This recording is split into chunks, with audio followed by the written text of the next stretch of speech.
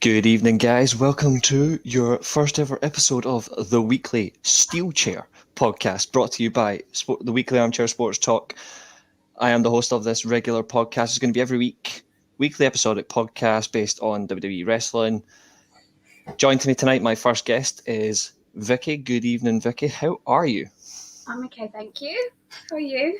I'm very well, thank you. And of course, thank you for being the first guest on the Weekly Steelchair Podcast. Yeah, sure. So we may as well get straight into it. Wrestling. How long have you been a fan, and what inspired you to get into wrestling? Like, was there any influences on you? Was anyone in particular? No, it's not as long as I think people would think I will be. It's been quite short, really, because went to a wrestling event thing, and I said, "Oh, is that WWE thing still around?" And it just turns out it's still around. Yeah. So then I got my kids to watch, what was it, Money in the Bank, where Seth Rollins won it. That's how early, how young I am. But I've watched a few Royal Rumbles with my stepdad when I was younger. Ah, fantastic. Well, I should say good evening to Reece, obviously, regular on the channel, and obviously a good friend of ours as well. Good to see you. This is going to be a very interesting podcast because in terms of what the Weekly Armchair usually brings you, we usually bring you basketball, hosted by Reece, and that's obviously done as well. Like Times in the Buckets is Greg on that limelight. We've got the football shows, but we've not done anything on this sort of level. So it's a completely different. We're going to do it week to week, broadcast as broadcast, and it's going to be, as I always say, straight up carnage, because that's probably the best way. It's just fun and enjoyment, and that's what we're going to do. So you said you've watched many Royal Rumbles. Yeah. Which one stands out to you? Which one, if you had to just look at it from a perspective of that one will always stand out for me? I don't know, actually, because we've watched a couple of Royal Rumbles recently where there's been no crowd. So every time I think of events at the moment, I feel quite depressed because I always remember the last one and it was just bad. And then, but I don't know. Oh, I think the one where Becky won it. That one really stuck out for me. So you're a Becky Lynch fan. I thought she's a bit overcooked right now, but yeah. Well, we'll be getting into that very shortly, actually, because I want to ask your opinion on certain individuals in their craft, and that's something we're going to be leading on to. But in terms of yourself, who, say from when you first got into it, so you mentioned Seth Rollins and you mentioned Dean Ambrose, so that's Money in the Bank 2014. Yeah. Is there? And I see here from Gaz. It was that ladder match, wasn't it? Yep, that's also involved. Royal Rumble 2000, Gaz, very nice. Yeah. Very good Royal Rumble. That one stands out for many reasons. I'll get to that shortly. Not only because it was at Madison Square Garden, but what happened at that pay-per-view. The whole Royal Rumble itself, for me, it's characterized by a few things. But for you, you said that one stood out for you for Becky Lynch, and then she's a bit overcooked at the moment. Do you think she's been reinvented a bit too much? Well, let's face it, she was never meant to be a heel. She was just meant to be a badass. So now she's like a goofy heel. So Seth they could both be better. I mean, don't get me wrong, I've always liked over the top cheesy Seth.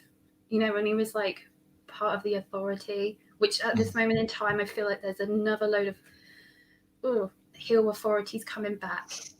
And I'm just not again. Who needs to see it again? It's awful. Really? You're against heel authority figures? I think that's the best option. Really? I think you get more from a heel figure because it actually gets the better out of the baby faces, because the heels are more... they can build off that easier, but a babyface you've got to build up in the right way. And I think if you have the right authority figure, you can get something out of it. But the problem is you've got a guy like Pierce, who's well, ain't going to really do much in the ring, but you've got a female authority figure in Sonya Deville where at least you will get a match. But then again, you're up against Naomi, so we already know it's going to be boring as hell. But looking at Raw, SmackDown, NXT 2.0. Has there been any,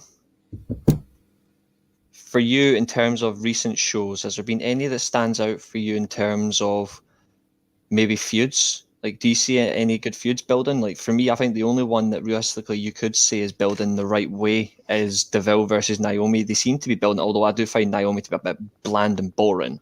They are at least building a feud there. Do you think that that's the right feud, or do you think it's the wrong one? I think they could have picked someone different than Naomi, because basically Naomi has no character other than she glows. Don't you think? I don't think there's anything to her, yeah. But I don't think that's particularly her fault. She was always booked that way. Yeah. Always booked to like glow. But yeah. And that's it, just to let the kids have some more entertainment. I mean, basically that's all she is. She's just like girl match. So girl match. Because some characters in WWE are just there to be merch, and are just there to make others look better, like, because they're just too goofy for work. You know, like Chad Gable. I mean, he done all of that crappy stuff, and now look at him now. Like, you just want to watch him wrestle because he's amazing. And I think Naomi's quite amazing, but both of their characters are like washing up liquid, really. That's one way to put it. That's a very interesting way to put it, in fact. So basically you're saying like it's just there, it's no substance. No substance. I'd have to agree with that, because there's a few other characters on there. One I can get in serious bother for if I mentioned it, but I'm not gonna, because I know that's wrong. But I look at Raw and SmackDown right now, and they are in a state of they are in that state of flux. Where I look at like last night's Raw, for example, they've removed Survivor Series team members. Obviously, we're going to get to Survivor Series very shortly. Yeah. But they're basically on the back of last week when they had Dominic Mysterio removed at the hands of Lashley. They've now done it this week, where now Mysterio got squashed. He's been removed for. Yeah, but I think that's all done. Like, oh my god, I'm turned up on our phone. And someone just sent me the link, and I was like, oh no. That's all right. Yeah. So when it comes to the Rey Mysterio stuff, I generally think they intend to put Lashley in it, because, you know, they're reverting back to their old ways. Their favourite thing to do is just add someone big, probably someone old. Yeah. You know, you've got that whole mystery person on Friday with SmackDown. Yeah. I have a few theories. I think one of them will make a lot of sense if it happens, but we'll need to wait and see. But I'm going to put a bold prediction: Sheamus. Oh, okay. I'm putting a bold prediction purely for the fact that he actually does return on Friday. I think it would make a bit of sense, but it really does depend. Well, what's his name? He was asking after him. Yeah, I can't even remember now, or see it on my notes. But yeah, someone was asking, and it was a section with Cesaro on Friday. But yeah. So it could be Sheamus. I'm gonna dream pick and just say the Undertaker, just because they haven't sold enough tickets. More than I think it was more than 41% is still available to buy, and normally by now they would have sold that much out. But then back in the day, Survivor used to be a sellout. It's not now. It's a good point. Survivor Series doesn't mean a single thing. You know, it doesn't. I'm gonna get your opinion now. What is your overall pick? Like, we'll come to Raw and SmackDown in a minute. Actually, just a recap on Raw and SmackDown. But I want to get on the back of that. What is your overall thoughts on Survivor Series? You say is not what it used to be. Do you think they've just lost its meaning, or do you think they've just dialed it down too much? It has no relevancy anymore. Well, they keep on putting brand split about a month before, and then they switch half of them that were like blue, and then say, "Oh, you've got to like the color red now." So now the red So now they wear blue, and now they have to support red, and then that's it. Like it means something. So they were fighting for the blue brand and believing in the blue brand, and now they just.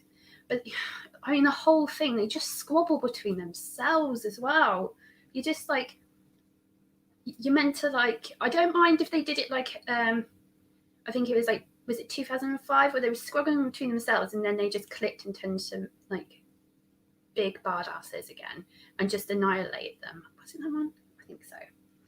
And Survivor Series 05, they did do that. Yeah, they had Survivor Series 2005. It was, from my recollection, it was Batista, GBL, Randy Orton, Rey Mysterio, and Bobby Lashley versus Carlito, Big Show, Chris Masters, 16 years later. Kane, and Shawn Michaels.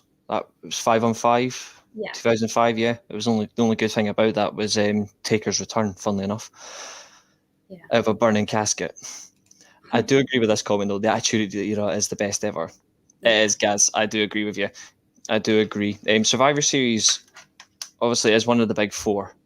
It is one of the big four. It is supposed to nail each year, but it's been particularly poor as of late. Yeah, I mean, I would have chose Money in the Bank over Survivor Series because I feel like that has some meaning. You win a contract. Survivor Series, you don't even really get bragging rights. I mean, I think if you win, you should be able to like be one of the last 5 in the Royal Rumble. Or that's interesting. I mean, it should mean something other than just what colour you were. But you were like 2 weeks before that, you were a completely different colour. That's a fair point, especially because they always like to have these stupid matches where they like to switch champions over to different brands, which is pointless. Because we all remember how that turned out a few years ago. Oh, God. The belts don't mean anything sometimes. I mean, when Becky and Charlotte just swapped belts and they both didn't want to do that and they both thought it was lame, but they were both, obviously, them two are not friends in real life anymore. I believe that. I mean, they're putting it into the match for Sunday because they need to, because everyone's seen Becky and Charlotte about 1,000 times now. Mm-hmm. It is the same repetitive stuff. The amount of Charlotte Flairs with Becky Lynch or Sasha Banks, I could just do with her doing someone else. You could do with a lot of change. I'm bored of her bloody moonsaults that she does all the bloody time, and it just looks painful. Do you think that could be down to the creative side? Oh yeah, definitely. You have to, like they will say, you have to do this at least once in a match because they think it's effective. I'm going to put this one out to the live chat, and I'm going to put this one out to you as well because we've got 5 people watching, so please hit that like, share and subscribe button, guys, and give Vicky a follow on Twitter. That's her Twitter on that at there, Whitbird84. I'll put mine up at the end of the show. I normally put it at the start, but I thought I'd change it around a bit. But I'm going to put a question to yourself and the live chat. Who should win Sunday? Even if it is for putting bragging rights, should it be Raw or should it be SmackDown? Well, as far as I'm concerned, SmackDown on the women's and the men's are much better because Raw's just so goofy. So they're all acting like, oh, I'm in the Royal Rumble and you're not in the locker room. And then all the men are just squabbling like between themselves. Mm-hmm. Like another Kevin Owens and Seth Rollins like debate. There's going to be more of that, and I'm going to be asking you about that very shortly. I do have a question, actually. I want to get your opinions on it. This is from Keen. Good evening to you, Keen. Question, is Charlotte Flair the Triple H of this era in terms of being protected?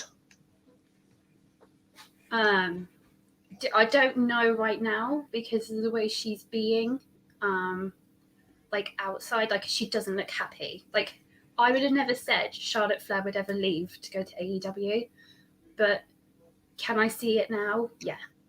Because she wants to go be with her future husband. She's not liking what they're doing. So maybe. I look at that and I think she has been protected. I think they are trying to protect, like, as the brand. Also, they're trying to protect her as a talent. They're trying to make not even just the character Charlotte Flair, but individual itself. They're trying to protect it in sense of like they can't afford to lose it. But what I do say is I actually think they're going to end up protecting a bit too much. And then once that happens, that's when it's all going to blow up in their faces, because we've seen it recently in backstage, and like backstage reports that's been announced by that's came out like Vince McMahon's been having issues with him, although we all know Vince is a senile old fool now, but I still have to herald the great man for what he's brought to wrestling. And Keen's obviously recognised the Randy Orton 2015 shirt. Yes, I bought this at a live event 6 years ago. Funnily enough, it was at the old Hydro.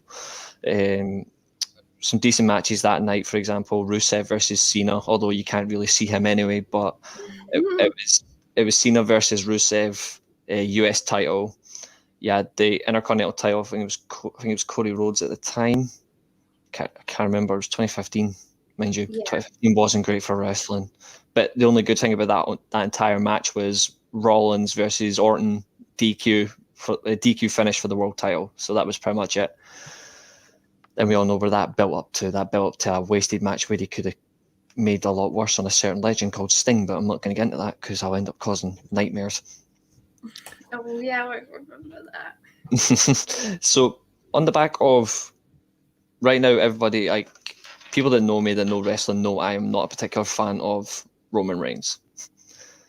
I just think he's a bit too forced upon me. His gimmick, it does not sit with me. Although I will give him credit, it's the character suits him. Like it suits him as a character because he's finally got it. It's just never been. It's been forced on me too much, and I disagree with it. And I'm going to respond to this one because obviously Keen's put it in. The Rock. I'll give you the real head of the table, mate. It's The Rock. You know that. I just want to ask you, in terms of current characters and creative, who, in your opinions, had the best creative direction? Considering how bad creative can actually be, who would you have right now as probably the best? That includes NXT as well. That includes NXT. Like, who would you say has got the best creative character at the moment?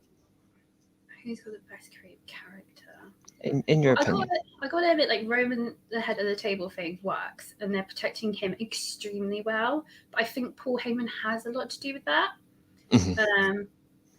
I think Xavier Woods is going to... Big E's been quite well protected, I think. I mean, it's going to be a disqualification with Roman Reigns and Big E because that's all they seem to know. That's what they're panicking and that's what they're doing. And I think they're doing that because... I think because they can't get anyone to lose. They've got all the players that they're putting out all the strong people, but they don't want them to lose against Roman. But they can't have Roman lose, and it gets to the point they go, who's going to make Roman Reigns like lose the title? Because we're doing all them hints about The Rock coming to WrestleMania, right? Mm-hmm. Is he going to take his title? I don't think so. Because I imagine he would just then go and just chuck it in the middle and walk away, because he's not going to want to be World Heavyweight Champion. He'll never hold a world title again. No. The Rock will never do it again. That's a good question because obviously that's a comment by William says who honestly beats Roman. Like it's a good point. Like it is a very good point. Who does beat him? And Keen with the best suggestion of them all, Fandango. I'll have to admit, if that ever happened. I loved Fandango. Oh, if that ever happened, I'd turn to drink because that. And when he went down to NXT, they were so funny.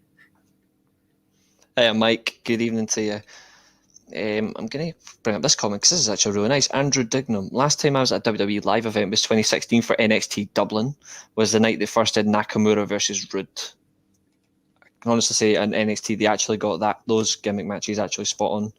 Like one match that stands out for me obviously is ladder match Balor versus Owens. Still probably the best match on NXT. Like that just shows how far they've had to come. But I'm going to bring up William's point and open up to the live chat as well. Who honestly beats Roman? And Keen goes with the usual.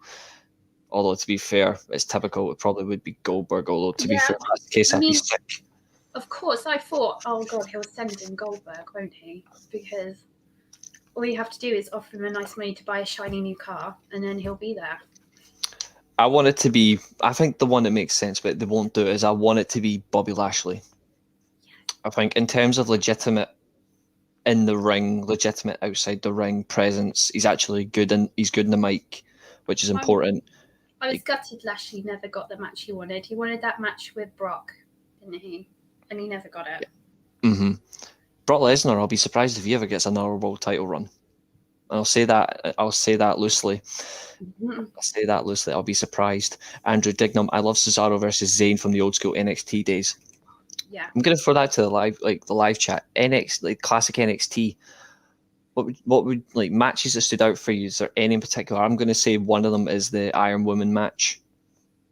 Yeah. From Takeover, like that stands out. And guys, ignore the flashing on the screen. It's a pain in the neck.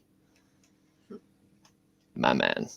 We will get a weekly Steelchair podcast. As long as it's got barbed wire on it, it'll be all right.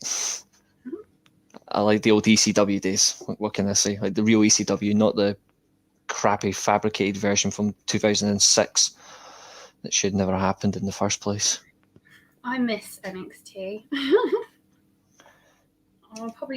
I always feel sorry for Triple H now because he didn't beat AEW. He didn't beat AEW. He sort of got punished, so then they've gone and changed it to. All I can say is like it's developmental, but it's just goofy stuff because of course you've got someone who's is he 67, 76 now, 67? Bruce Pritchard. Well, Bruce Pritchard's like 61, I think. I think that's how old he is. But no, Vince, he's 76, isn't he? Mm-hmm. Yeah. And I think them two are just there to go and say, oh, let's go put on pretty ladies and revert over to having big guys. Because that's what they know, that's what they'll do, and that's what's not getting their demographics right, is it?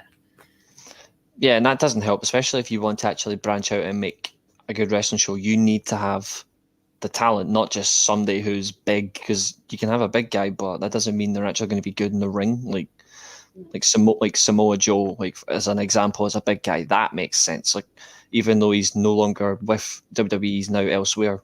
Braun Strowman made sense because he's a big guy, but he could work. And he learned why he worked, but he got so much better at the end. Carried them during the pandemic. Mm-hmm. It was just a wage thing, just trying to look good in front of that board meeting because they know that they're upsetting networks and they know they're upsetting other people. So if you can please the board meeting, you're done. Yeah, Bruce Pritchard, brother love. He's only useful for one thing, and that's giving us The Undertaker in 1990. All hail Ted DiBiase. All hail. But I'm going to move on, of course, because I wanted to get your thoughts on last night's Raw. Night's Raw, like not the usual. Oh, he's asked me a good question. I'll come to that one shortly because people would probably guess my answer. Last night's Raw, obviously, Rey Mysterio got squashed, so we're just going to move that. He's been replaced by Austin Theory, but I think in terms of what stood out last night was obviously the 6-man tag that opened the show. And then obviously the end of that show as well, in terms of like Big E finally getting some justice on Usos from last Friday, which we'll talk about, who's going to bend the knee. But in terms of where Raw's going, do you think anybody from Raw is actually going to go into Survivor Series looking strong, or do you think they actually look quite weak? Well, they do look weak. I mean, Finn looks quite good. I think he's the only babyface there, isn't he, now? Because they even turned Kevin Owens, didn't they? So... yeah, they're pretty much turning everybody heel at the moment. But to be fair, I think being heel for certain individuals, being heel's better. Finn Balor's better as a heel than a babyface. Oh, Prince is just so good.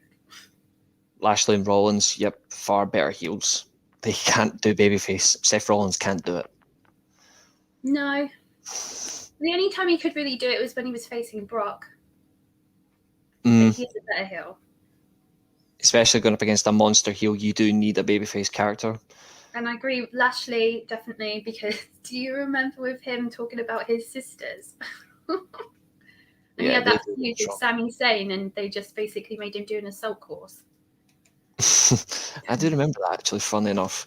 I look at it now and I think that's where Raw went wrong, is vast majority of the top heels are on Raw, except the likes of the Usos, Roman Reigns, Damien Priest. He's like as well. Like he's going in strong from Raw to face Nakamura, but Nakamura's going in strong. I think that's going to be the match of Survivor Series.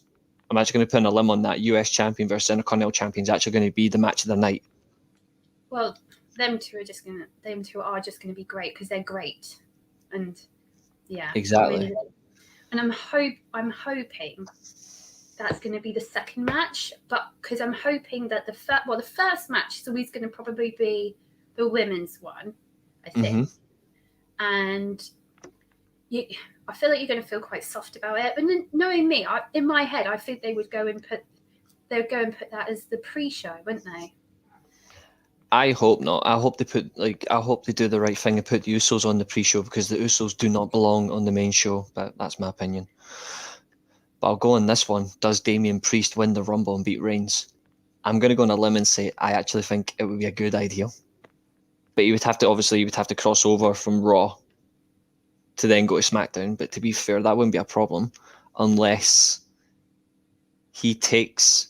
Well, it doesn't matter because you get to pick.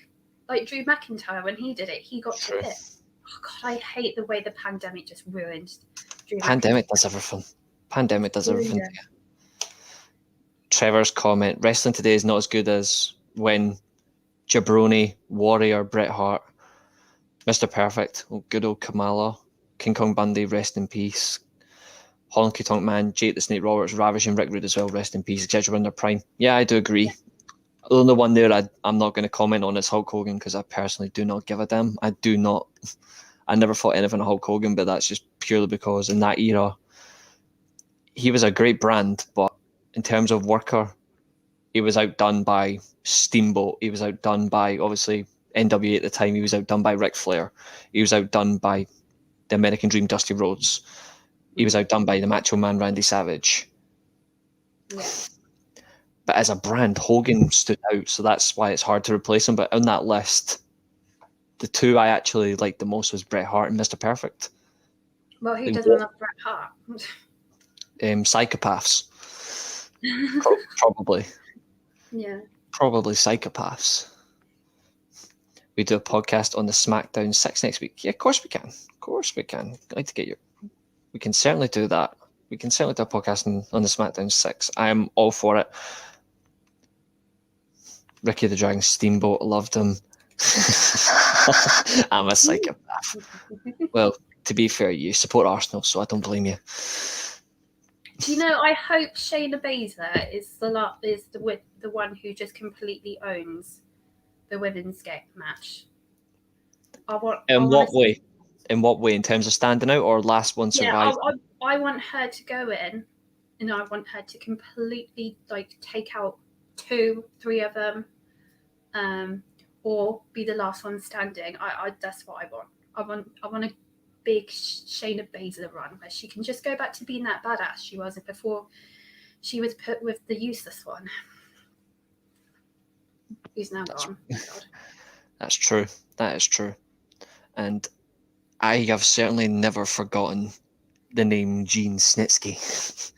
Steamboat was the best worker of his time. Yep, hands down. Ask Ric Flair. Ric Flair will definitely put testament on that if you can remember. This is the Axis, the Smash Rear Demolition. Demolition, to be fair, their record should never have been broken. If you know what record I'm talking about, live chat, then you'll definitely agree with me. It should never have happened. Pushing on, so in terms of right now, Sonya Deville and Adam Pearce are obviously running Raw and SmackDown in terms of the on-screen authority figures. Mm-hmm.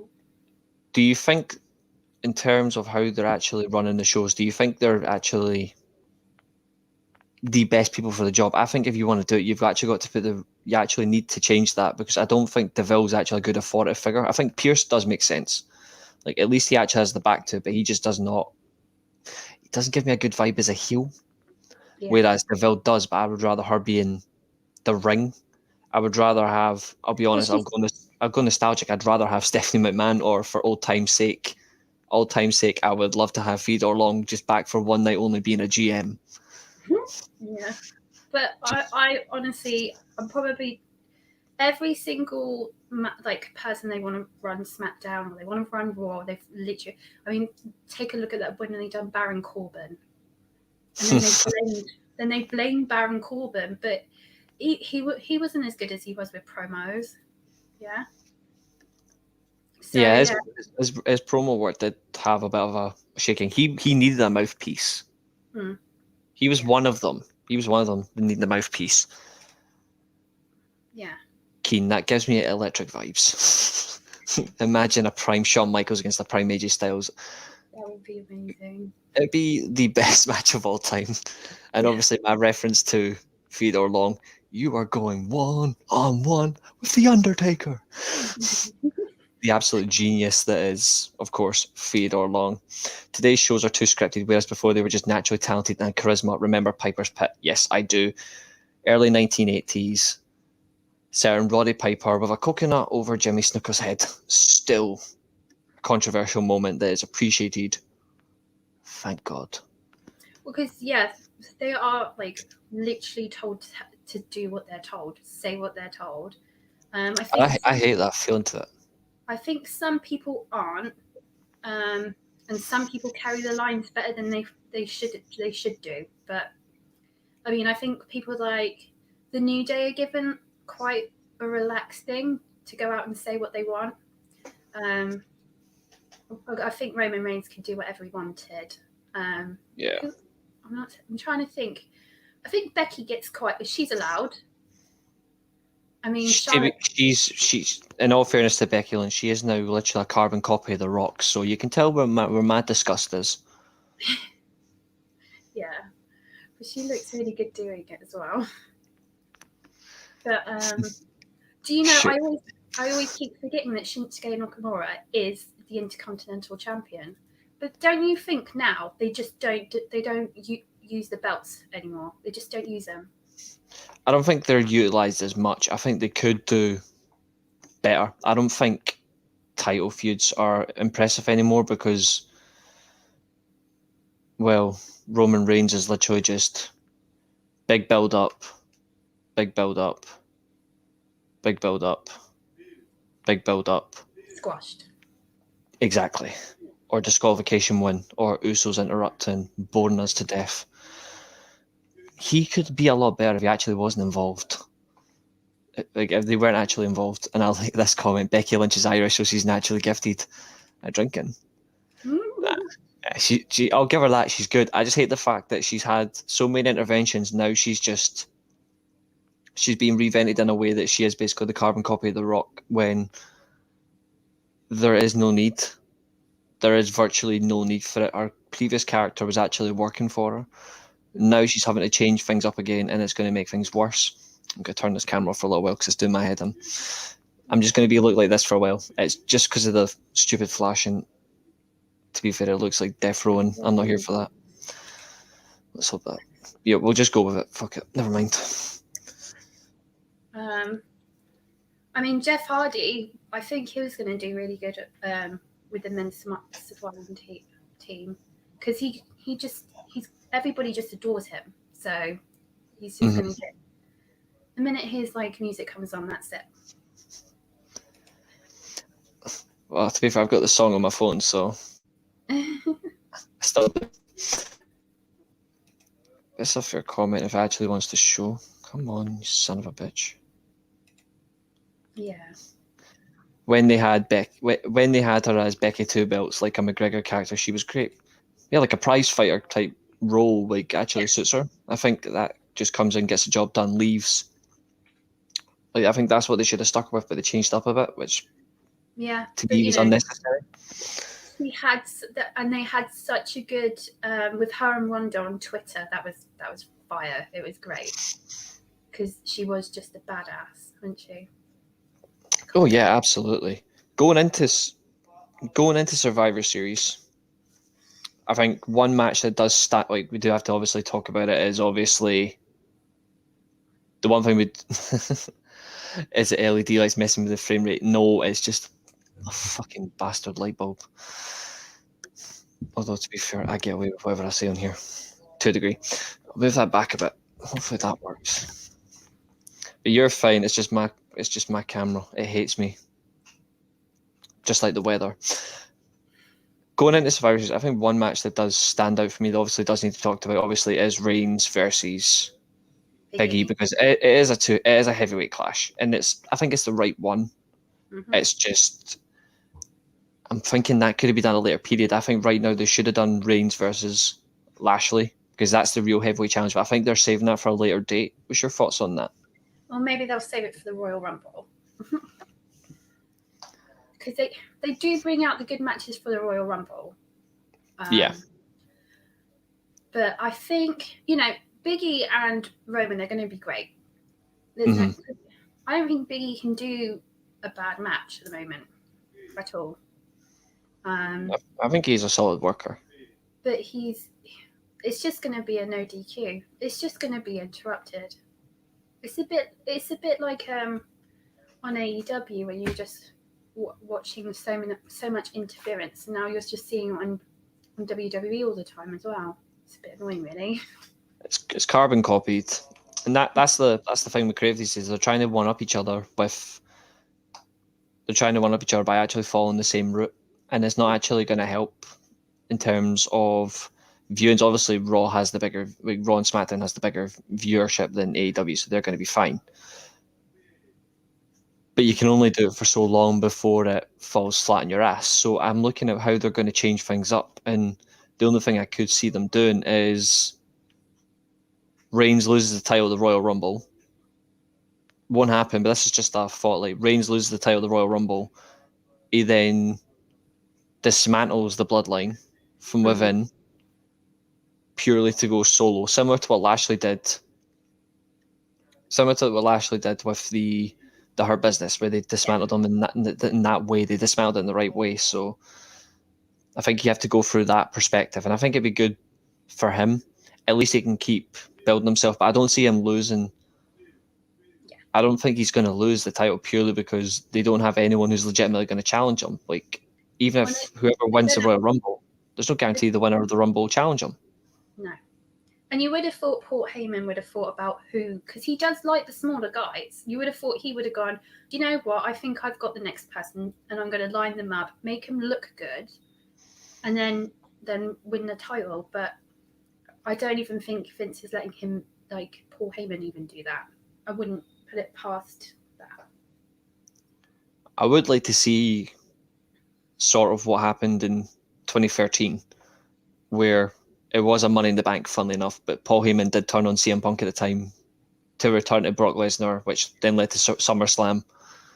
But it built him up as, like, it got him back into the character of just being on his own. And I look at it, if he does turn on Reigns, it just depends on who he goes to, because there isn't many out there unless he was to go to like a Damien Priest and build him up, because he's already good enough as well as a US champion. He could be taken further. It's a legitimate character, because you can't put Paul Heyman with Bobby Lashley because it doesn't fit. It doesn't fit in that respect. I'm not entirely sure. I think it could fit. You think so? Yeah, I think it could fit. Why not? Lashley doesn't need to talk, does he? Not necessarily. No, you can just dismantle people. That's what MVP's for, when he's around. When he's around. I think they've forgotten about him for a minute. Well, to be fair, I would as well. Trevor. Roman Reigns is the only one for me that reminds me of the older generation. He's class. Fair enough, I suppose, in terms of like big men that can actually move. That does make a lot of sense. I will give you that. I would hate Reece to be my boss. I would be worked to the bone, even if I had 2 broken legs. I'm not that harsh. Come on, I'm not that harsh. It's so nice to see a character like Big E get his day in the sun. His evolution from a weightlifting version of King Kong Bundy on NXT to now has been a remarkable run. I do agree with that. His evolution has come full circle. I'm surprised he's got a world title run before Cesaro, but then again, Cesaro is never going to get it. Cesaro's never going to get it. Never. Because Vince said he didn't grasp So I didn't grasp the brass ring or whatever it was, wasn't it? It was that quote. And I think that was during Steve Austin's podcast a few years That's right. ago. Oh my goodness. Yeah. How can Live. you say that with sorrow? He's never going to get there. No, and he's never going to be one of the ones that are going to appear in AEW. I can't wait for Kevin Owens to appear in AEW. I know we're talking about WWE, but you kind of have to watch a bit of AEW. Well, I do watch it, but obviously we'll get into that another day, because obviously we'll get the contrasting opinions on it. But that's a fair comment. When Roman's theme hits, it feels like shit's going down. But then again, that's the same feeling I get when I hear Brock Lesnar's theme song. Although, to be fair, seeing Brock Lesnar look like what's the American term they do it? Lumberjack, pretty much. Yeah. Like what he's doing is it with looks his ponytail. It looks a bit too creepy. Like he's been like reliving a horror flick type thing. I just said, "Oh, that's so cute," rather than something like, say, "Oh, that looks really badass." I went, "Oh, that looks so funny and cute," because it's like a very thin ponytail. But yeah, it's probably as thin as his last title reign. Actually, no, that's a bad joke. His last title reign was actually quite impressive. Oh yeah, Boombox, Brock Lesnar. That was actually impressive. Funnily enough, that was impressive. The only time shit goes down is when Winnie. Oh, for goodness sake! Do you know, I was quite happy though, because I'm glad it's Vicky, that I thought, oh, they're gonna let Seth Rollins fight Biggie on Raw, get the world heavy, and we're going to see Roman Reigns versus Seth Rollins again. I'm so glad that didn't happen. Why is that? Because I feel like it's a bit like the Four Horsewomen. Those are the only women that sort of get pushed. I also feel like it's always Seth against Roman because they've both been heavyweight champion for quite a long time, and I think that's his safe go-to area. Yeah.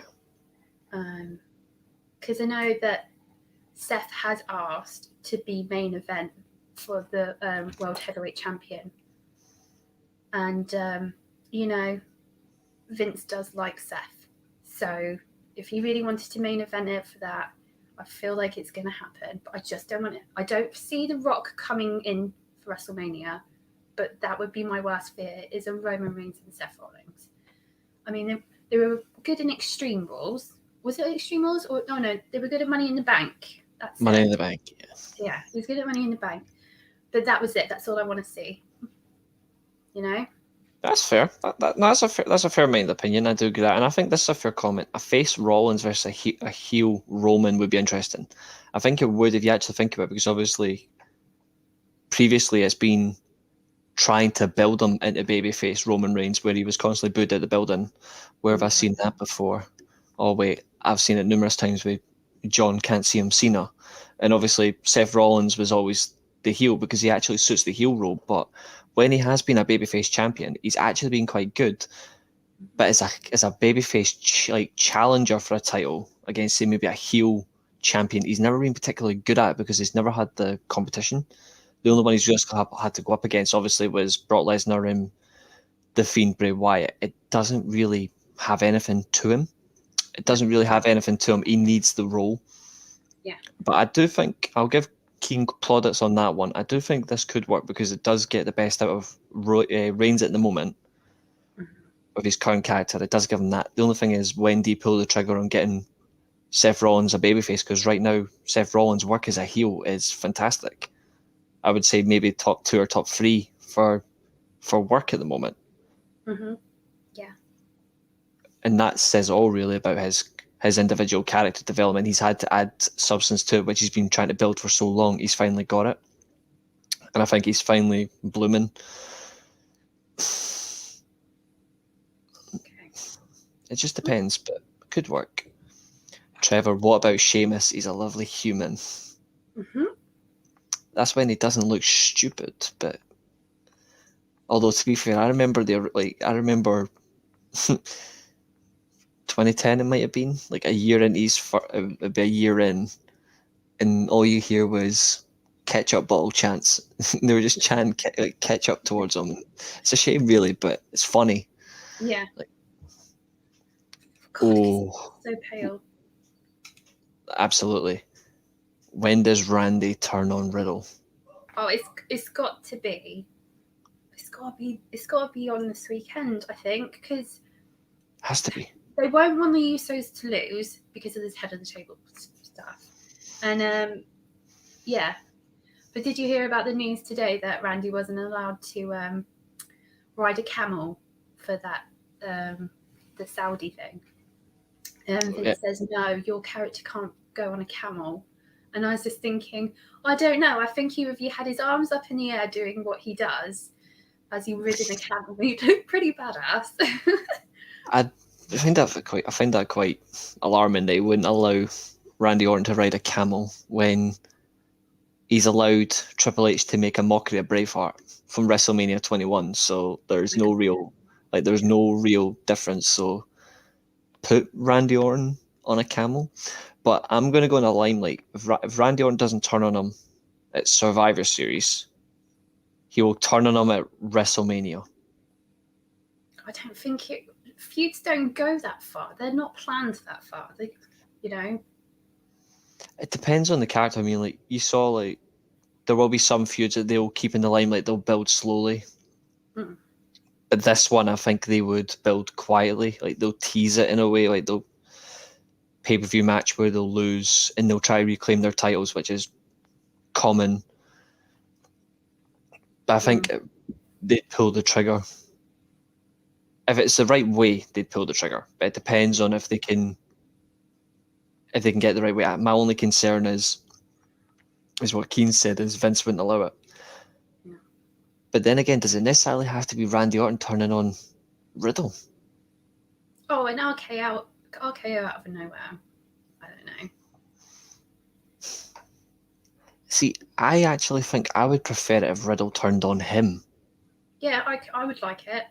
Because I don't really like Riddle as a person. As a character, I think he's great. I think he's really goofy and he's funny. But as a human, I've had all, like, not the nicest of things about him. So, but no, I like the character. I like the Randy Orton mustache. Yeah, I don't particularly like it. What's your thoughts on this? Andrew's comment: Vince's tendency to overthink and self-sabotage scripts and storylines makes me wary of watching WWE at times. This is Andrew's personal opinion, but what's your own thoughts on that? Do you think there's actually a relevance to that? Do you think there is a fair amount of self-sabotage in there? Don't you, like, all the time? Me, personally, I go, oh, they're going to ruin this. And then most of the time that they do.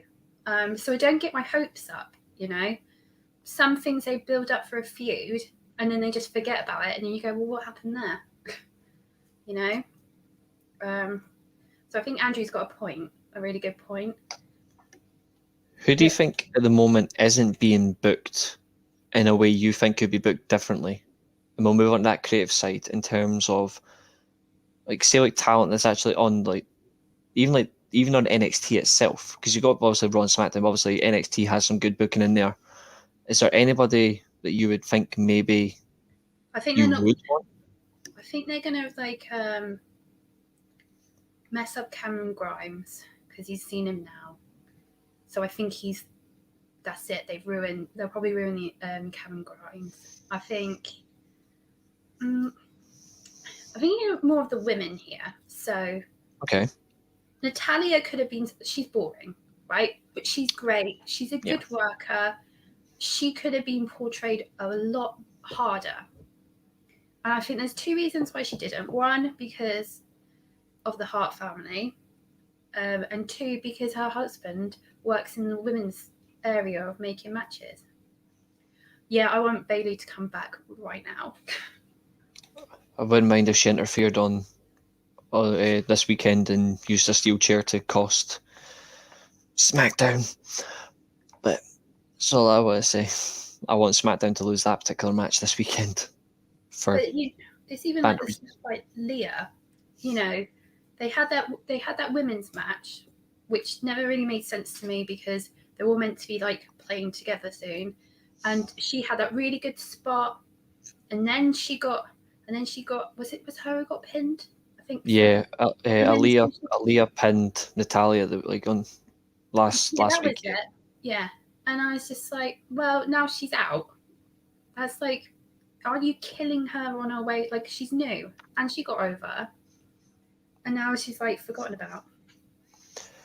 Yeah, I think she in a way is going to get lost in the hurdle, and I think I'm going to go on a limb, and I think Ricochet will get lost in the hurdle. Isn't he already? Not as much, but I think he is going to. I think he is going to be. I think depends on how they book him. I think he could. Oh, I think he's a complete lost soul. I mean, only look at the way they did with him with that Saudi Arabia match with Brock Lesnar. You know, you could have believed that Ricochet could have done some damage, but what was that? That was like a minute and a half long tops. It really drove me insane because you watch Ricochet and he's just video game good with the moves that he does, and now he's gone. He's lost. Do you think that they ruined? I'm just trying to think of a list because there's a fair few. Chad Gable. They ruined him. They're still ruining him, actually, in my opinion. Oh, no, that's gone. But I think they just rely on too many old talent. Don't you feel like some talent should have gone? Like, you've seen the ones that have been let go, and then you think about ones that should have gone, like Dolph Ziggler. He should have gone. I like Dolph Ziggler, and I think he's very nice to look at. But I think, you know, you should be pushing more talent. You shouldn't be sticking around. He doesn't really care. He only, like he says, he just turns up to wrestle. He would rather keep his comedian stuff going. So I don't understand when, they're keeping him around. I think it's purely because his reliability in the ring. Like, he is reliable at what he does. Like, I think that's the only good thing. Obviously, he's doing right now with Bobby Roode. It's actually working as a team. Well, they've been doing that for over a year now, haven't they? Yeah, they have. I think they work well. Yeah, but when they together when Seth and Dean Ambrose, that they were together then, so they've been together for a long time. They've been together. No, it's less than that, but they've been around because that was Ziggler and McIntyre originally. It was Ziggler and McIntyre because then that's when he left. But it's from that period. Karrion Kross was an absolute bloodbath of character assassination. Let's not go there. Especially after what actually is going on. I do not want to discuss him, although to be fair, as a talent, he has been absolutely wasted. I think they've ruined Johnny Gargano in NXT. Well, yeah, but I don't think Johnny wants to go up, does he? He doesn't want to go into that main roster. So he's lost because he's done all the title runs that I think that he's like done now. He can't go around for another title run because he's done them all too many times. I think they're done. So yeah, he's a lost soul, but he's never going to get to go to the main roster because he doesn't want to go. Yeah, fair enough. That's cool. That's cool. I'm just responding to this comment. Okay, Reece, I have to go as I have a wrestling practice at 10, so I need to limber up a bit. Great show of yourself and your wonderful guest. Thank you. Thank you. Vicky is one I have. Like, she's good to talk about. Finally. Oh, fuck off. Honestly, God, Flashing hates me. And I'd much prefer pain. Okay, so time for a little fun moment with the live chat and yourself. Okay. I mentioned this off camera. Now I'm going to reiterate. Going to do a wee couple of quiz questions. Don't worry, there'll be nothing too painful. The live chat can get involved as well. But I'm going to ask 3 questions. Okay. And all I need you to do is just name the winner. Okay. And you can take as long as you want with each question. So First one is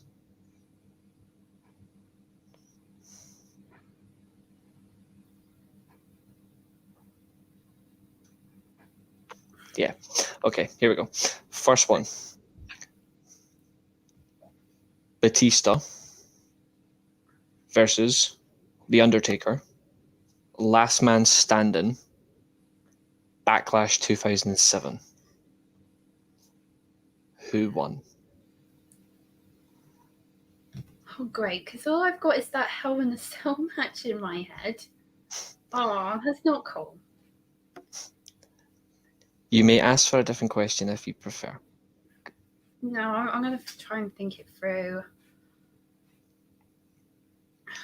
Was it The Undertaker? No, wait a minute. What year was it? 2007. Okay.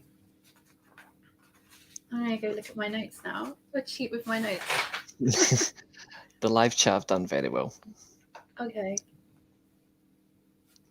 Oh, I can't remember. So they can tell me. I can't remember. I don't think I've actually seen that one. So if you haven't, it's okay. I've just gone through about 7 old Survivor. If you haven't, it's perfectly okay. If you haven't, the answer is a draw. A draw, yeah. It did set up a rematch. It set up a steel cage match on SmackDown, which ended in another draw, which then led to Cyber Sunday, which led to Batista's first win after two Batista bombs, which then led to Hell in a Cell. Okay. Yeah. That was a bit of an unfair question. So I'll give you another one.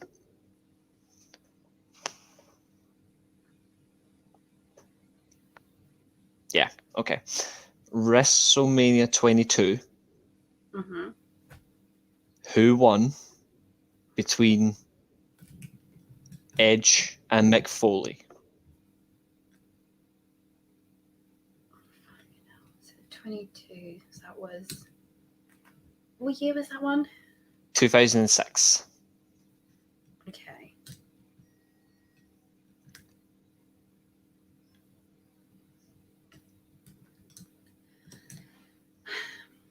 I don't think...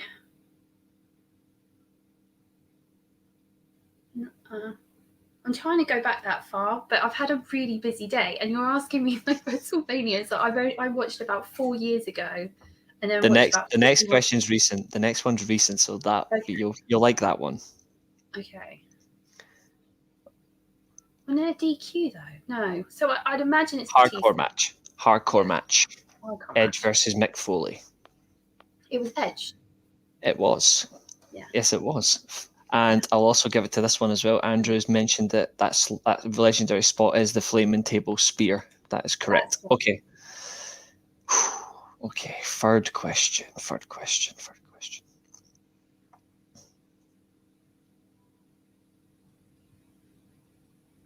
You always look like you're pausing for a minute, and I'm like, okay. Because I want to be fair. I want to get a very fair question on this one. You don't have to be fair. That's your fault, Linda. You've asked for it. Okay. Well, I'm not exactly lightning fingers like you. That's typing. that's typing. That's different. Okay. WrestleMania 24. Fairly recent one, so it's not too bad. Yeah. Only 2008, so it's not too bad. WrestleMania 24. Who won the WWE title match between Randy Orton, John Cena, and Triple H? That's the one where Triple H sort of tried to turn on Randy. I think Randy won it, didn't he? Yes, he did. Yeah. He punk kicked him right at the end. And Keen's also got the right answer. Very good, very good, very good. Okay, so now I think you've been going for an hour. You've been absolutely fantastic. See, I told you you'd be great. So I'm also going to put them up to the live chat. If the live chat got any questions as well, or anything that they have that they want to ask, even questions for me. You never know. Yourself, have you got any questions that you want to ask? What was your favourite Survivor Series match? Ladies first. Ladies first. Wait, so my favourite one was the one in 2005, the 5-on-5 one. Mm-hmm. But as like a particular match that stands out that wasn't in the Survivor Series. I mean,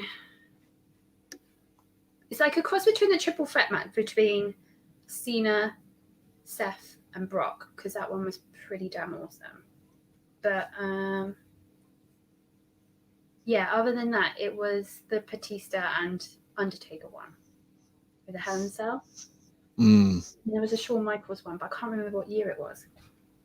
Okay. But Shawn Michaels also headlined that one, so that one does really stand out. He faced Randy Orton in that one, and then the following month, Armageddon, it was Y2J's return versus Randy Orton, which is obviously for yourself a big Chris Jericho fan. Yeah. I'll be asking you about that very shortly, actually. I want to get your opinion on Chris Jericho. But first things first, I believe there we go. Team Raw versus Team SmackDown, or winner takes all. 2001, the end of WC, the end of the Alliance. Good shout. My favorite Survivor Series match is, well, there's a few that stand out. So obviously, the Team Raw, winner takes all, the Hell in a Cell. The first Elimination Chamber was at Survivor Series, 2002. Mm-hmm.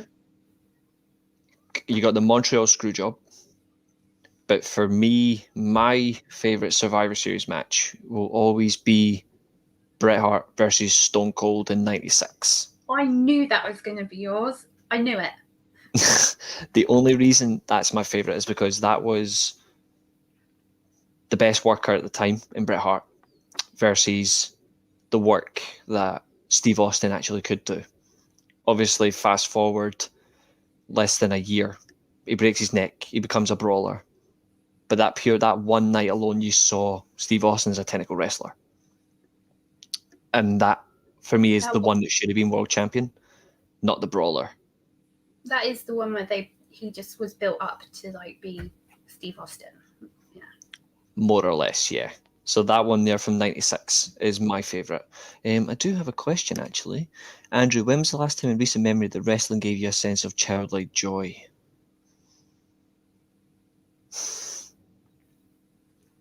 Well, I don't know. I think Drew McIntyre when he won the Royal Rumble, and then do you know when he it was a Raw and he ran up to Brock Lesnar and they gave him that massive boot. Mm-hmm. Properly popped for that, like I should have. That's a good shout. Yeah. I think for me it has to be Edge's return at a full stadium. I think obviously when Edge retired originally, 2011, 10 years ago, obviously a lot's changed since then, but obviously he was one of my goats. So to see him retire was painfully awful. But similar situation when Daniel Bryan returned. Yeah. Same circumstance in the same way. Yeah, both of them had really like emotional leaving speeches, whatever you want to call it, promos, and then when they both returned, yes. Good shout. Yeah. Kofi Kingston finally win the title belt. Here's a good question, and I want a live chat to get on this one. What would you say is the biggest burial in terms of actual, like, somebody being buried by somebody? For me, it's, in my opinion, it's Triple H burying Booker T. Yeah, that's in 2003. That's the first one I thought of, and with a lot of racism that went on with that one as well. Yeah, extreme views there that should never have been there in the first place. No. All stemmed from Ric Flair. Yeah. Keen But also has gone Booker T. Yeah. Can you think of one that was more recent? Andrew's saying Zack Ryder in 2012, although to be fair, he didn't get buried. He just got completely destroyed. And to be fair, an internet champion should never get a push in the first place, in my opinion. I think other burials, to be fair, I look at Jey Uso in a way got buried by Roman in a way, although you would expect it. Yeah. Mick Foley got buried by Vince McMahon in The Rock in '98, double turn. Well, the second double turn, obviously the first double turn, the best one's Austin versus Hart at WrestleMania. That's a good point. The Fiend. Yeah. But then, I remember sitting there watching Hell in a Cell, and I got so angry. And I shouldn't really get angry, but I got angry because that's when I saw that's it. The Fiend is nothing but a gimmick to Vince. It's not actually good. Like, I thought it was like, oh, this is like the new Undertaker. This is the person that's sort of passing down that sort of badass role. But yeah, no, it didn't happen. Christian always, yeah. Christian in 2005 to let Cena's push continue. You know who else got buried in that year? He literally got buried 3 months later. Eddie Guerrero. Before he passed away, Eddie Guerrero got buried. Because they were building up to be the man that beats Batista. After that, there was some sort of backstage incident which led before he had his heart attack. He got buried before that. But then, another... Of course, there's Bret Hart. I think he got more than buried, to be honest. He got screwed. Although, to be fair, it could be worse. You could be in the ring with Goldberg and he causes you to have a stroke. Yeah. I'll be honest with you. I actually don't like Goldberg. I've never actually liked Goldberg. I didn't mind his first run when he came back. The first one, didn't mind that at all. Him spearing Brock the way he did was pretty awesome. But the just coming back for the money sort of thing and having that contract is, yeah, he's just quite irritating now. Oh, extremely irritating. Especially when he lost, when he won against the Fiend. But there we are. Well, I'm kind of glad they got humiliated at WrestleMania, but I can't say much. The burial of Cesaro never sat well with me. To be fair, it wasn't his fault, but he never clicked. And I don't know why. He should have done. Him and Tyson, though, what they were an amazing tag team. So gutted that never kicked off. There we are. Females who got buried. Well, Ruby Wyatt got buried. Yes. Well, pretty much the Riot Squad got buried. They kept using just to win the Bella Twins over a little bit more. Oh, can we please not mention their names? They're a disgrace to wrestling. The streak question. Let's see, where is it? What was your reactions when the streak ended? Well, considering the fact that it was 3 o'clock in the morning. Yeah. In 2014, I was absolutely gobsmacked because I was watching it with friends. I was on my laptop, they were watching it, and I was watching it, and we were on FaceTime talking to each other, and literally all you hear is silence. Just silence. And I'm like, fair enough. I came late to the party, but I did see the reactions, and then when you kind of feel like you go, why that? But then I think Brock was awesome back then, so. He wasn't the one to do it, though. He wasn't. No. Good evening, Matt. Hope you're good. Football United TV. Let's have a look at Andrew's comment. He's had some brilliant comments tonight. Andrew, Natalia got buried with that dumb farting gimmick. Yeah. To be fair, I remember that gimmick, and that gimmick is as good as Carmella's any of her gimmicks. None of them. Mike B, if you bring back any wrestler from history into the current roster, who would it be and why? Okay, I believe there's potentially two. But I'm going to reiterate to Mike, history, does that include anyone that is sadly no longer with us? Before I answer the question, Mike, does this include people that have sadly passed away? Because if so, there is one. Cena should have broke the streak. Nah. Not for me. Not for me. I'll be honest, I think the one who should have broke the streak, for me anyway, the one that should have broke the streak was Randy Orton. It made a lot of sense years ago. Not right now though, like years ago it would have made sense. But in the latter stages, I would. He seems to think Roman Reigns, but I think that's just a sad move. I think Styles could have been the one to break it if he had been there earlier. I think Rollins could have, because his best matches were with the smaller, more athletic guys. Mm-hmm. Wouldn't it be nice if it was Finn Balor?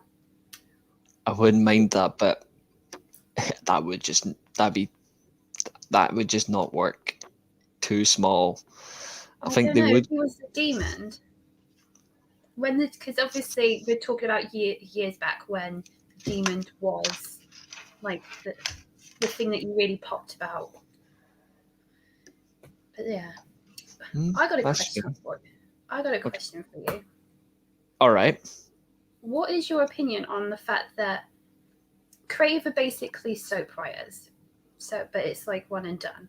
But what do you think there's any big future talent? Because I don't think they can make big stars anymore. I don't think they can. And if so, would you like to tell me who? Because they could have done something really good with Shayna, but I don't think they ever will. I think. No, continue. I was actually just thinking, actually. I don't think they were going to do anything from anyone from NXT. No. So they are, the only one I can see is Bianca Belair. Oh, no. No? I don't. I think it's a bit much. She's already had one run and then they buried her after 26 seconds. But I think, in one day, her and Montez Ford, they will become heel couple and they'll run riot, I think. They could, actually. I think they have to go with the right choice, and for me that's Damien Priest. I think Damien Priest is the best option. Future, I look at in the ring, he's solid. On the mic, he's actually quite good. He's a bit mysterious, like Aleister Black. Like before, he went to AEW as Malachi Black. He was quite that sinister look, but he backs it up better. And I think there's a lot more to him, in depth-wise. And I think if they can get it right, Baron Corbin. I do think if they can actually get it right, but the problem is he's got the wrong gimmick. He needs to go back to the Lone Wolf gimmick. Oh, they're not going to let him do that. No, because they don't have brains. Because it makes sense for him. Oh, but they've got Sami Zayn staring in a mirror, and I'm going, that gives me like that whole horrible thing of like Aleister Black asking someone to knock on the door. Nobody knocked on the door. And Mojo Riley, with the stupid face paint staring at a mirror. Oh, God. That's right. And you think, how are you holding someone like Sami Zayn back?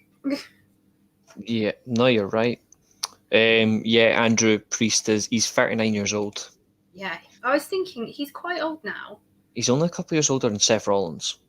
Seth Rollins is like 36, 37. Yeah, he's my age. But who is your favorite NXT star of all time? Ooh. I'd like to hear the comments and down there. Now you've went Now you've hit a spot where I have to really answer a tough question. Okay.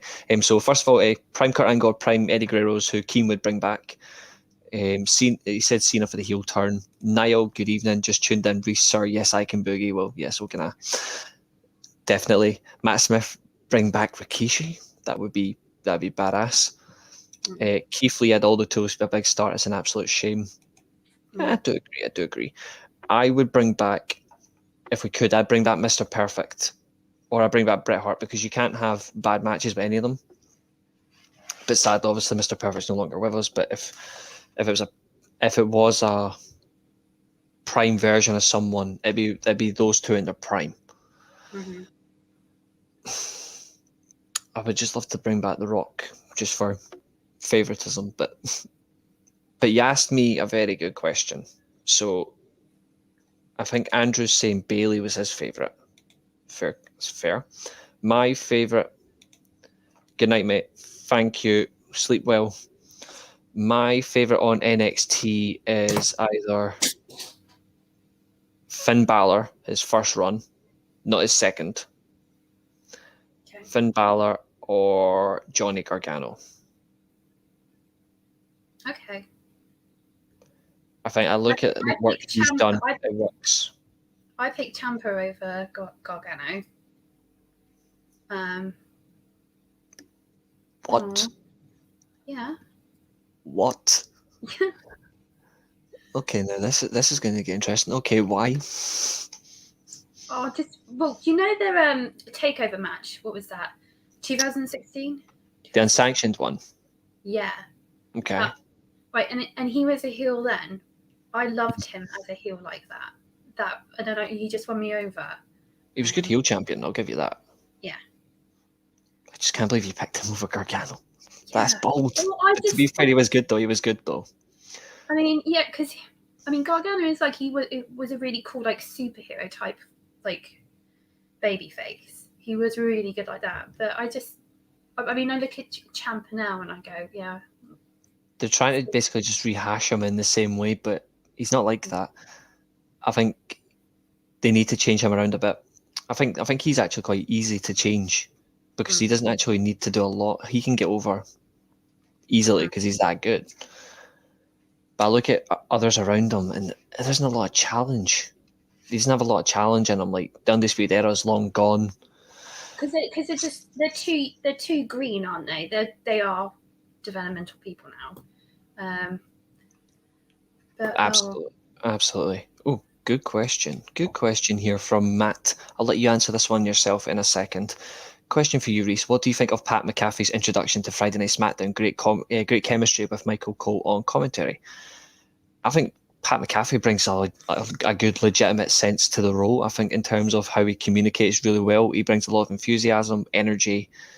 He fits really well with Michael Cole in terms of a little bit of like a heelish type commentary. He's not a heel, but he likes to like act it in a way. I just like the way he acts around certain individuals, like his persona. But I just like how legitimate he is as a sports fan as well, and a sportsman himself. Obviously, with NFL, he is legit. So you're going to get a lot out of that. My only thing with him, though, is it's a little bit, it can be a bit at times over the top. And I think it's great to have that at times, but not all the time.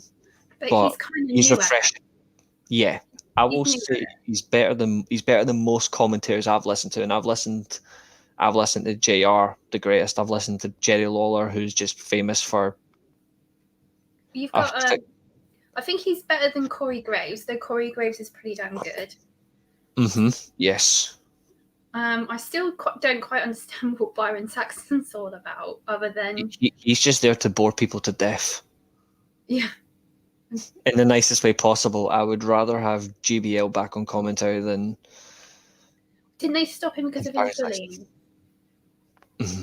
Yeah. But Andrew's pretty much said the same. He can go a bit over the top, but yeah, he does. He plays the fool really well. But what's your thoughts on Pat McAfee? What's your overall thoughts on him? Oh, I think he's new at it. He's enthusiastic about it. He's pretty good at it. When he's going a bit over the top, then you go, oh, but most of the time I think his commentary is pretty damn good for someone who's been doing it for such a short amount of time. And especially because he's got the right person beside him. I think, all due respect, I think if he was with Corey Graves on Raw, he wouldn't work. Well, no, because them two are both similar in a way where they're both like being ourselves. But nobody likes Adam Cole.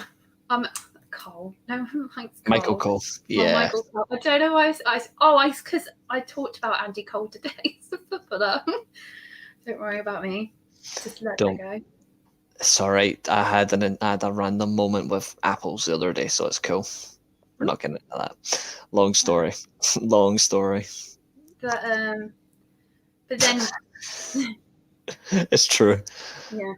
Sadly, this is true. Vince will beat his joy out of him. Eventually. I will check out his YouTube. Thank you. Only like Steve Austin amongst other legends.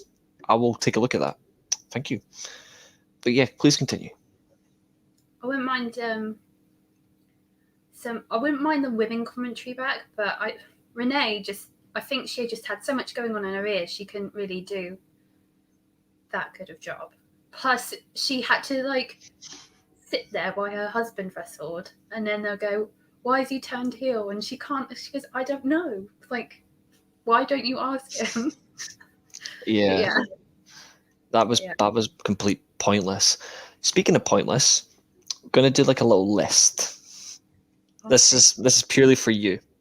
Oh, is Not it me. Is it like a Jericho list?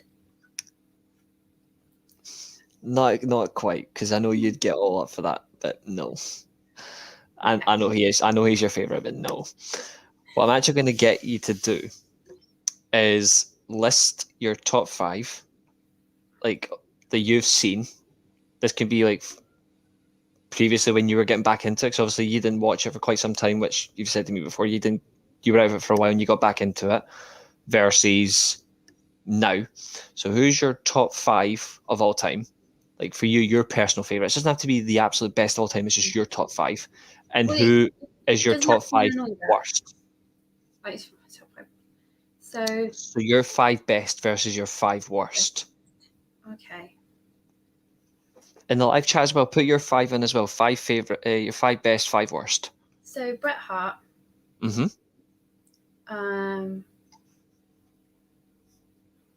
I can't say him, but say it. No. So I'll do Bret Hart, Kevin Owens. Mm-hmm. Finn Balor, Chris Jericho, and I think I'm gonna have to say The Rock. And where does Y2J rank on this list? He always ranks up well up here. Number 1 or number 2? No, my number 1. Number 1. And who is your top 5 for the worst that you've seen? Well, Baron Corbin is like I feel like he's like a lead bullet to me. Fair play. Who else I couldn't wait to get rid of? Nia Jax. I couldn't wait to get rid of her. I'm going to be really controversial. I'm going to say I'll say Charlotte Flair as well, because if I didn't see her tomorrow doing a stupid moonsault, trying to do a stupid promo, and basically keep on deforming her face. I mean, I need cosmetic surgery, but she's just had so much now. But there was nothing wrong with her in the first place. Never mind, we can progress on for that. But that's fair. No, that's very fair. That's very fair. It's your own opinion. Vince McMahon now. Fair play. And I don't know actually. Who do I just? I was so glad that they left. I don't know. You're gonna have to fill me in with yours while I think about that one. Okay, I'll read the live chat out first. So I'm going to go for a best. This is Matt's top 5: Steve Austin, Mankind, Undertaker, Kane, Eddie Guerrero. I wasn't going to say Eddie Guerrero because I feel like it's a bit controversial. Well, controversial if you say Chris Benoit. Andrew, his best is Undertaker, Eddie Guerrero, Chris Benoit. Okay. To be, the sad thing is, pre-tragedy, he was actually supposed to win a world title, the ECW title in 2007, when it was actually discredited as a world title. But obviously that went horribly wrong. I blamed what happened in his personal life. It's a shame, but what he did, though, I still can't forgive. It's disgusting. Paul London, fantastic shout. And Kane, Andrew's worst 5 of all time is literally just... I'm going to go for... Okay, so best 5, worst 5. The Rock, Bret Hart, The Undertaker, Sting, Mr. Perfect. Okay. Worst 5. Chris Jericho. Just kidding. Just kidding. Worst 5. Big Show. Mm-hmm. The Honky Tonk Man. Ugh. The Boogeyman. I'm going to get killed for this, but I didn't particularly think he was... Is he going in my list? Did I want to put him in the list? Nah, I can't. He was actually quite good in the ring. Never mind. My next, I've said Honky Tonk Man. I've said Big Show. To be fair, Vicky Guerrero goes in there for boring the hell out of me week to week. Please don't say Jim Duggan. It's not Jim Duggan.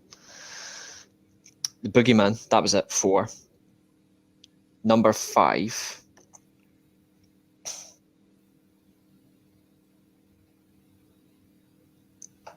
The Hurricane. Good character, but I didn't like him. I preferred it when he took the mask off, he refreshed everything, he just became himself. He just went Gregory Helms. That for me was so much better. I didn't particularly like the Hurricane. Okay. Not because he beat The Rock in 2003. Nothing to do with that. I just didn't like him. But yeah. To be fair, yeah, he was brilliant. Troubled, very troubled. Sting's a great shout. Triple H needs an honourable mention as the best. Yep, him and Shawn Michaels. Up there. Please don't say Jim Duggan. Never. I actually like Jim Duggan. Gregory Helms was fantastic. Yeah, he was. But the Hurricane, he was boring as hell. I'll put another one actually from the 2001. Don't know if you can remember him. Sean Stasiak. He came into the Alliance era, and all I remember him for is trying to beat The Rock for the world title, but instead he got flung over the top rope, and that was the end of him. That was it. Done. But here's a question. What is the... We're going to end on this one. This is for the live chat. I'll also put mine in if you wish. But what is your best and worst matches you've watched? So one of each. Tough. I had to actually make you say one there. Well, the worst is always going to be The Fiend and Seth Rollins for me. Hell in a Cell. Yeah. Worst Hell in a Cell I've ever seen. That includes the one that ended in a like that one ended like a double count out, which should never happen because it's a Hell in a Cell. But what's your best? No, that was a moment. That wasn't a match.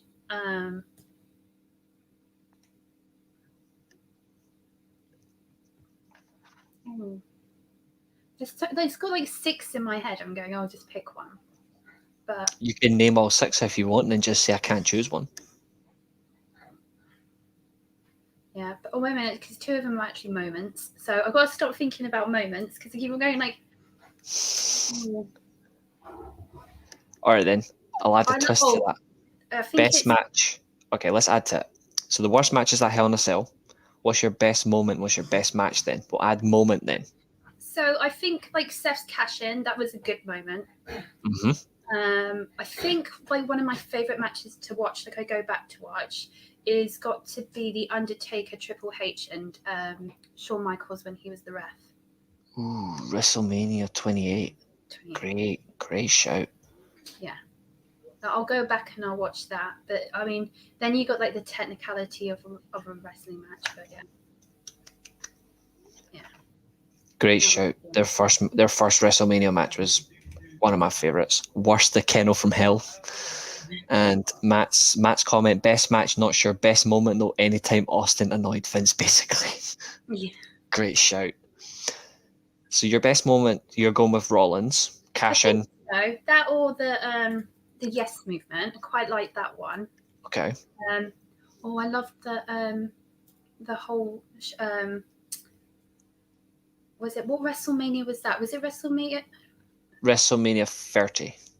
Yeah, the one where Daniel Bryan wins both matches. Yeah, WrestleMania 30, yeah. That was a big pop. Like that was a big time. Made you feel like a kid again. Yeah. Yeah. So I think that's quite a good one. But there's that Eddie Guerrero one. Funnily enough, what's that? Andrews also said his best moment is Eddie Guerrero winning the WWE title. No Way Out 2004 versus Brock Lesnar. Goldberg speared Lesnar. I remember that like it was yesterday. It was one of the. It's a great pay-per-view. It was one I actually enjoyed. Although, mind you, I was young, so I'm not really going to forget it. But it was on the back of my head. Like it's always in my head, that one, because it was a good match. I may as well run through my best, worst. Special shout out to CM Punk's Money in the Bank entrance. Yeah. Okay. So for me, best moment is purely from a standpoint that he was my favourite. So it's on that sense. For me, my best moment is probably going to be The Rock winning the title, the Royal Rumble 2013 is one of them. Is the best moment. The other obviously is the end of the Taker Triple H Hell in a Cell where they're all standing together. I think that's just a polarizing moment that stands out. My worst ever match is Jerry Lawler versus Michael Cole at WrestleMania, because that should never happened in the first place. Nope. And the best match that I've ever seen is Rock versus Austin 2. Rock versus Austin 2 at WrestleMania ×7 is the best WrestleMania match I've ever seen. It's the best match I've ever seen. Okay, can I just have a shout out for the 24/7 title for killing people, just killing careers? Yes. That's when you know Vince don't give a shit about you. They basically tried to do the hardcore title in the modern era, but they fucked it big time. Oh, and it's so ugly as well. Oh, I don't like it. I don't like any of the new titles. I don't like the look. I want some originality back. Great stream, guys. Looking forward to the next one. Thank you so much. Vicky will be back, no doubt, in a future pod, because it's been obviously great to have, but we're not done yet. We've got one more thing to do.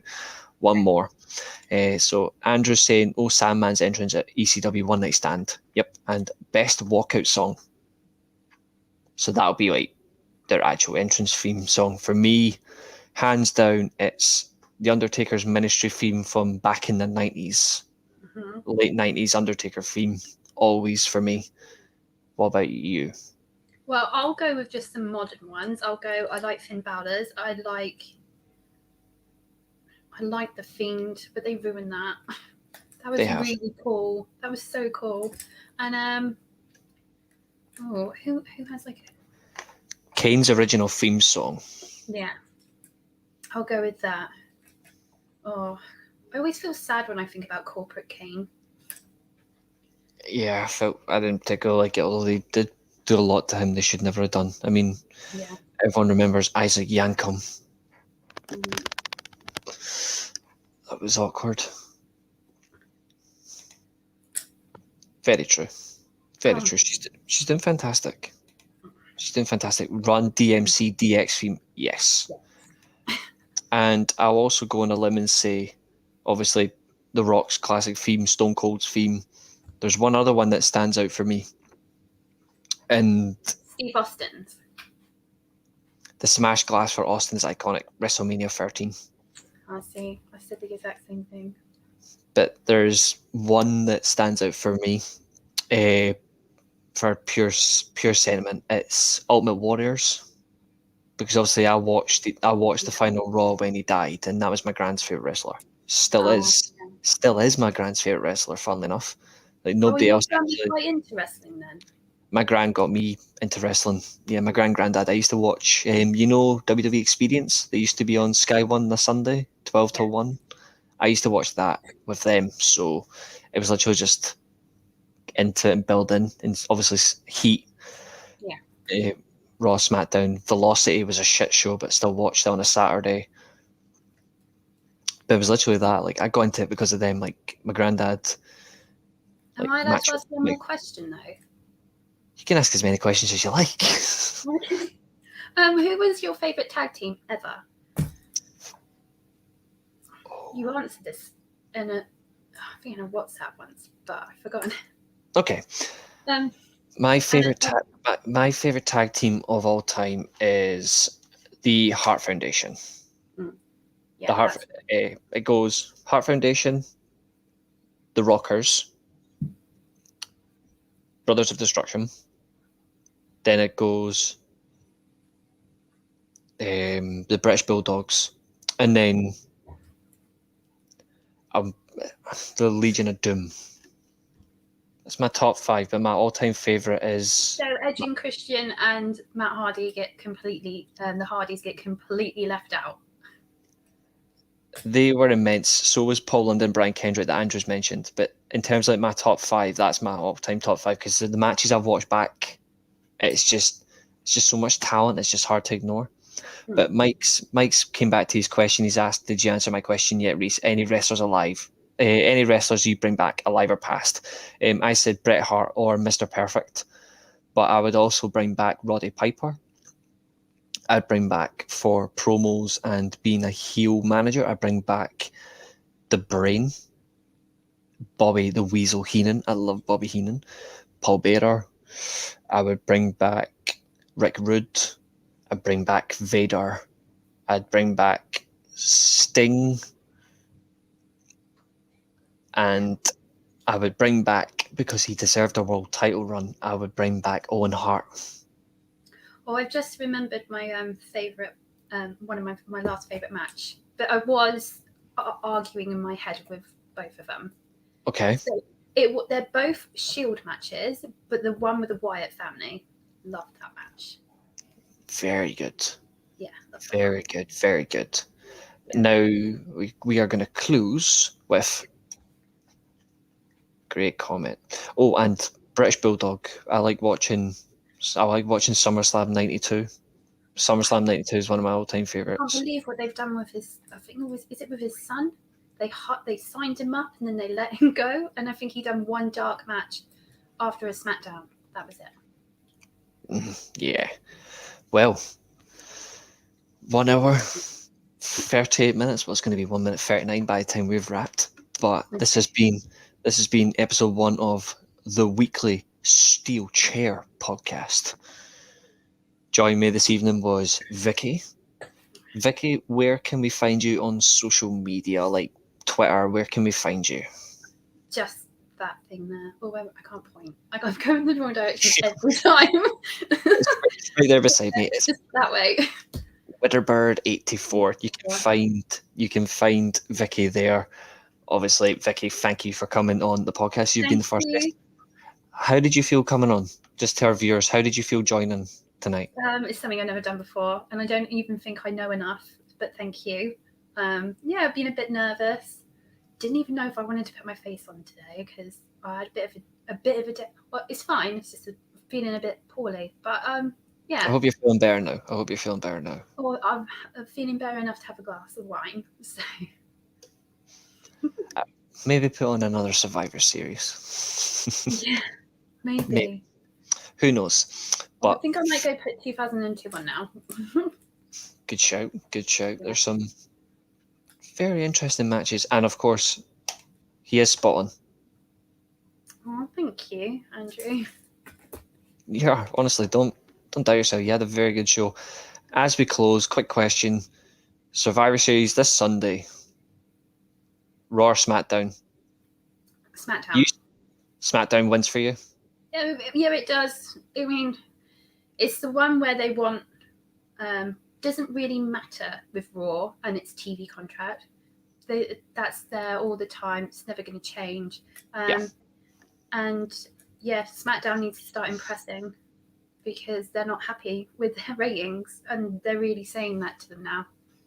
So Yeah, I completely agree. Guys, thank you for tuning in. This has been obviously as was. Oh, Andrew's going to say Raw. Oh, well, I'm straight down the middle because obviously guest live chat. I think the best match tonight will be Priest versus Nakamura, all day. but SmackDown wins overall. But I not don't that match. even Raw think wins that one. I don't even think Becky and Charlotte are actually going to wrestle that well because they've fallen out in real life. I think it'll be a crap match. I'll be honest. I think it'll be crap. I think it should last 2 minutes. No disrespect to the women, but just get over with in 2 minutes, and just because it's not gonna it's not gonna end well. I can see it going out of control. It's not going to be like that match that they had in Elimination. That was awesome. Like if you want to talk about Becky and Charlotte one, that was the best one they ever done. But that was such a good pay-per-view. Yes, it was. They'll never do that again either.